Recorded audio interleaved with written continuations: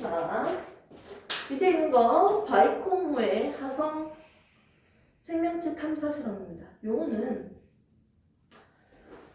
설명을 좀 구체적으로 할 수 있지만 우선은 설명만 하고 넘길게요. 나중에 학교에서 배우거나 필요하다 생각하면 그때 설명을 해줄게요. 그게 너무 나을 것 같아요. 쌤 봤을 때. 자, 이게 한 10년 전에도 이거 엄청 열심히 나왔거든.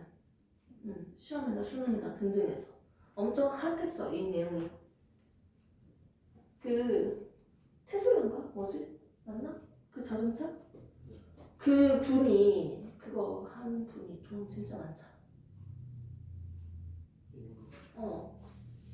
머스크 그분이. 그래서 그 어떤 기자였나 막 인터뷰를 했거든. 어떤 기분이세요? 당신의 꿈은 뭐예요? 행복하세요? 막 물어보잖아.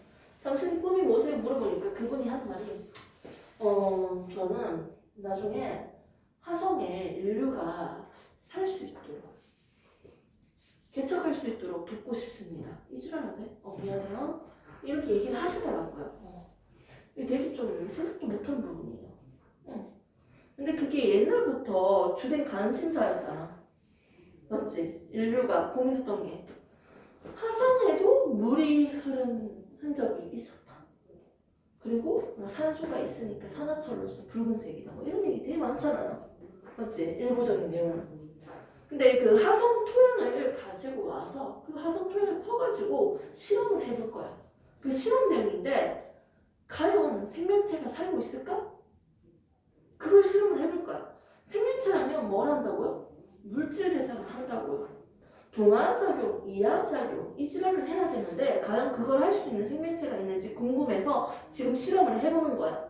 그럼 실험 그림을 한번 볼게요. 1번, 2번, 3번. 뼈나다. 이 그림을 봤을 때 컬러로 보셔도 돼요. 똑같아요.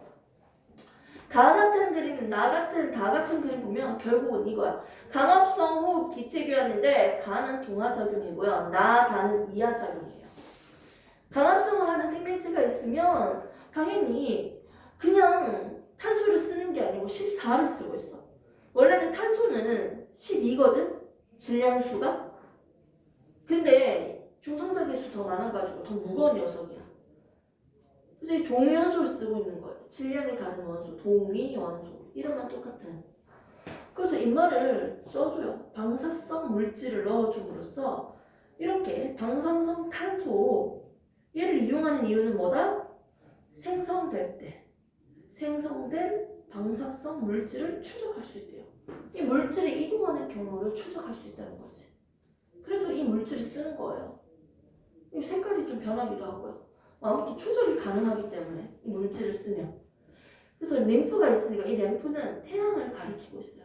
비대너지를 공급해서요. 이산화탄소를 주입하면요. 생명체가 있다면 강압성을 하니까 물질이 만들어질 것이다. 이런 걸 확인하는 건데 아무런 변화가 없었어요. 두 번째, 세 번째도 밥 줬잖아. 이 탄소가 포함되어 있는 유관군을 주면 그 탄소로부터 이산화탄소가 만들어지겠지. 호흡을 하니까 인마는 밥 먹었으니까 호흡해서 이산화탄소 나오니까 그 이산화탄소 기체가 방사하는 계측기에다가 삐비삐비삐비 표시가 나오겠죠. 근데 아무런 변화가 없어요. 세 번째, 유기양분을 줬으면 처음에는 이 교실 안에 있는 이 공간에는요 산소가 많았어. 근데 호흡을 하면 산소는 적고요. 이산화탄소가 점점 좀 많아져요. 그럼 여기서 호흡을 하는 친구가 있다면 밥 처먹고 호흡을 하면요 기체의 조성비가 달라지겠지. 퍼센트가 달라질 거라고. 이런 것들을 다 연구했지만 실험 전과 후에 변화가 없었다는 거야. 즉 뭐가 없다? 생명체가 존재하지 않는다라고 결론을 내렸어요. 동화작용과 이하작용을 통해서 화성, 토양, 화성에는 생명체가 살 수 있을까, 존재할까를 연구한 실험입니다. 이게 그런 내용이고요. 아무튼 대략적으로는 이해가 됐습니까? 그러면서 우리는 생명체가 가지고 있는 특징 중에서 두 가지를 배웠습니다. 나머지 네 가지가 더 남아있겠죠? 이걸 우리가 이제는 좀 정리를 해봅시다. 좀 중요한 것들은 앞에서 많이 했으니까. 자, 1단원에서 배우는 내용은 뭐라고 했어요? 대략적으로? 그렇지. 생명체의 특징이죠. 생명 현상의 특성입니다.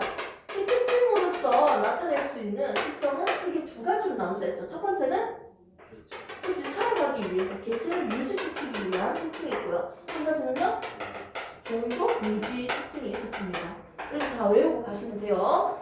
개체 유지는 4가지고 종족은 2가지인데요. 2가지 먼저 배웠네요. 개체 유지 특징 첫 번째는 세포로 구성되어 있고 세포는 하나의 세포로 이루어진 생명체, 단세포, 한 개 이상으로 이루어진 생명체, 다세포라고 했고요. 그리고 얘는 다세포 구조를 2개로 보고 조직기가 있다, 기관기가 있다. 차이점을 봤었고요. 아무튼 이하 생략. 두 번째, 생명체라면 가지고 있는 특징? 그치? 생명체 내에서 일어나는 뭐다? 모든 화학 반응이고요. 크게 이하작용, 동하작용으로 나눠서 봤습니다. 대표적인 예도 봤고요. 이제 세 번째, 네 번째가 나오겠네요. 이 순서 그대로 한번 봐볼까요? 세 번째 나오는 얘가 뭐예요? 순서를 딱 보시면 프린트볼 뒷면 보시면 나오겠죠? 자극에 대해서 반응한다는 거죠. 자극과 반응이죠. 그리고 추가적으로 뭐가 있다? 항상성이라고도 추가되어 있어요.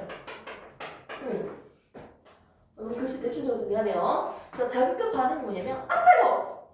선생님 예전에 고3 때 학생들이 막 장난치는데 장난치는 장난 중에 앞정에다 침 있잖아. 핀셋 같은 거. 앞정 맞지? 그걸 이렇게 뒤집어가지고 침 의자로 올려놓더라고. 요즘 그런 거 해요? 왜 그걸 했는지 모르겠어. 남녀공학이었는데. 그럼 친구들이 모르고 앉다가 어떻게 돼? 뜨거워! 일어나잖아. 그런데 이렇게 자극에 대해서 반응을 하기 때문에 반사적으로 튀어오른다고요. 위협으로부터 보호할 수 있다는 거죠. 내가 냄비를 만졌는데 엄청 뜨거워요? 그런데 뜨거워! 하지 않고 뜨겁네, 손을 떼자 이렇게 하면 이미 하성 다 입혔어요. 맞지? 즉 자극에 대해서 반응하는 것들이 있기 때문에 위협으로부터 보호할 수 있다는 거죠. 기본적으로. 그럼 자극에 대해서 반응하는 건 어디에서도 볼 수 있냐면 오감에서도 볼 수 있어요. 촉각처럼 이런 부분도 있지만 눈, 시각은 빛이 있어야지 보입니다. 자극원은 뭐다? 빛. 소리는요? 소리란다. 청각은요? 소리, 음파라는 게 있잖아. 진동. 에너지가 전달되니까 소리가 들리겠죠. 그 음파로 아무튼 소리를 바꿔서 이렇게 들리겠죠. 자, 그 다음에 코는요? 냄새를 맡기 위해서 자극원이 뭘까? 액체, 고체, 기체. 액체, 고체, 기체. 뭐로 냄새를 맡을 수 있어? 질문 좀 이상한가요? 코라는 감각기관, 후각이라는 건 어떤 자극원을 통해서 냄새를 맡을 수 있죠? 그러니까 액체, 고체, 기체 상태. 어떤 상태의 물질을 기체지. 후각은 맞지? 그러면 미각은요? 미각은요? 그렇지. 기체? 기체도 가나? 고체? 아이스크림 먹으면 고체지. 맞지? 아니 액체예요. 액체하고 물질을 어차피 녹잖아요. 고체는 그냥 즙만 내는 거잖아. 즙. 이게 즙 빠는 거잖아. 액체예요, 액체. 이렇게 자극원이 있다는 거예요. 맞지? 자극에 대해서 반응을 한다는 시스템이 있는 거야. 맞지? 인체는. 그리고 항상성은요. 말 그대로 외부 환경의 변화에도 일정한 상태로 유지하려고 하는 일을 우리는 항상성이라고 해요. 대표적인 게 체온 조절이잖아. 상투와 혈당량 이런 거 있죠. 체온 조절만 얘기해 볼게요. 외부 환경이 추워지면 나도 추워진다. 내 온도가 낮아진다. 이거 무슨 동물이에요? 변온동물이죠. 그런데 사람은 뭐예요? 정온이지. 주변의 환경이랑 상관없이 항상 일정한 온도를 유지시키려고 하는 건 정온동물이잖아. 근데 결국은 이거 아니야? 주변의 온도가 높아졌습니다. 낮아졌습니다. 자극에 대해서 반응한 게 이 결과 아니에요? 결국 일정하게 내가 유지할 거야. 주변의 외부로부터. 많은 자극으로부터 반응한 결과가 항상성이잖아. 결국 항상성이라는 뜻도 자극과 반응 안에 포함되어 있는 예시네요. 맞죠? 그래서 세 번째, 생명체가 가지고 있는 특징 중에 하나는 자극에 대해서 반응합니다. 이 뜻이. 자, 프린트로 한번 보도록 할게요. 자극에 대해서 반응을 하는데 대표적인 예도 있지만 밑에 있는 거 한번 보도록 하겠습니다. 자극의 종류, 외부 환경, 빛, 소리, 온도, 접촉, 중력, 기체, 액체, 상태, 화학, 물질 이런 것들 다 뭡니까? 외부 환경인 거예요. 내부 환경은요. 혈액의 온도 변화, 포도당 농도 뭐 이런 것들 내부로의 자극, 변화에서도 반응한다는 거죠. 자, 이렇게 해서 자극에 대해서 반응하는 특성을 가지고 있다는 걸 배웠고요. 자, 그 다음에 나오는 게 뭐냐면요. 발생과 생장입니다. 좀 많이 들어봤죠? 발생과 생장. 발생이란 뜻이 뭐예요? 정확한 정의가 뭘까? 막 얘기해보면 그거 오빠가 생각하는 그거 맞아요. 그거 맞을 거예요. 아니 뭐냐 달걀 노른자도 아니고 수정은 아니잖아요. 수정돼서 보통 애기 만들 때 여보세요 해서 수정이 되고 출산하는 데까지 약 266일이 걸린대요. 교제에서는 수정이 된 지 266일 되는 날쯤에 출산을 하는데 보통 얘가 처음에는 수정란 모양인데 완전한 그래도 외형적으로 사람의 모양을 갖추는 시기가 있어. 이때가 8주가 걸려요. 보통 8주가 됐을 때 어머 그래도 이제 인간다운 모습이 좀 갖췄네 하면서 이때부터는 우리가 태아라고 해요. 그 앞에서는 배아기 이런 식으로 얘기하는 거. 드디어 태아라고 하면서 이때부터 태아보험을 넣을 수가 있어요. 신기하지 않아요? 아무튼 이거는 뭐 사람처럼 생기지도 않았고 달걀 노른자처럼 생겼는데 얘가 어떻게 완전한 개체의 모양을 가지는 데까지의 이 시기를 우리는 발생이라고 합니다. 완전한 사람의 모양을 갖추는 데까지의 시기를 발생 단계라고 하고요. 이렇게 이제 막 아이가 태어났어. 이 아이를 우리는 뭐라고 한다? 신생아라고 해요. 이 신생아가요. 청소년기를 거쳐서 완전한 성인이 될 때까지 이걸 약간 생물학적으로 얘기해볼까요? 성인 하지 말고요. 성체 이렇게 얘기해볼까요?